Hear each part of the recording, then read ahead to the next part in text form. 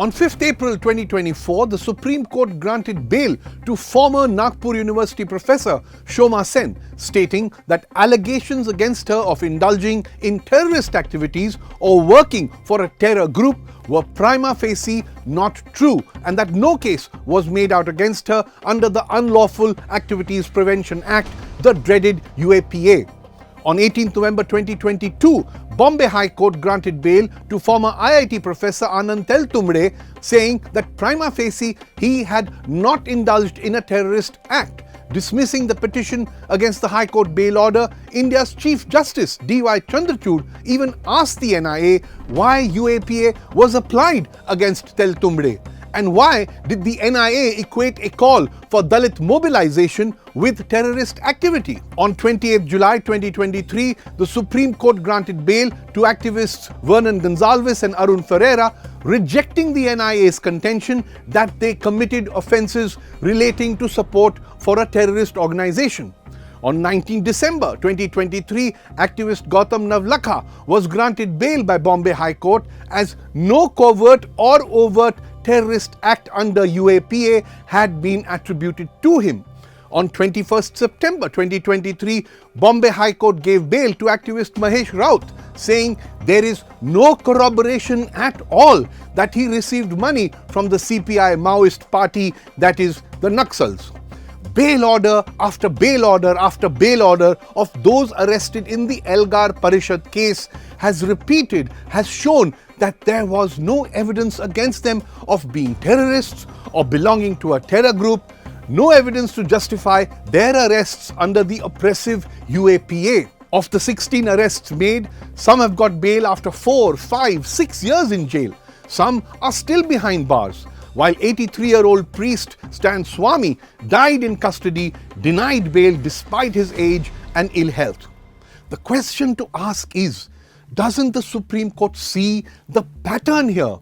Arrests being made under UAPA only to take advantage of the oppressive nature of the law, which allows years to go by before an accused can hope for bail, where due process itself has become the punishment for political opponents. Don't the concerned state high courts and the Supreme Court see the pattern of insufficient evidence in case after case after case, clearly showing how UAPA has been applied wrongly?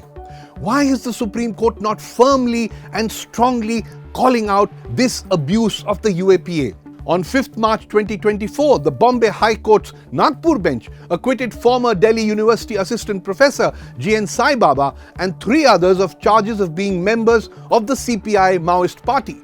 The court said the prosecution had failed to prove the case against the accused, calling it a failure of justice. One of Sai Baba's co-accused, Pandu Narote, died in prison before his innocence could even be established. The wheelchair-bound Sai Baba spent 10 years in jail before being acquitted. In several of the arrests made under UAPA after the 2020 Northeast Delhi riots, subsequent bail orders have again underlined the lack of evidence to justify the use of the UAPA.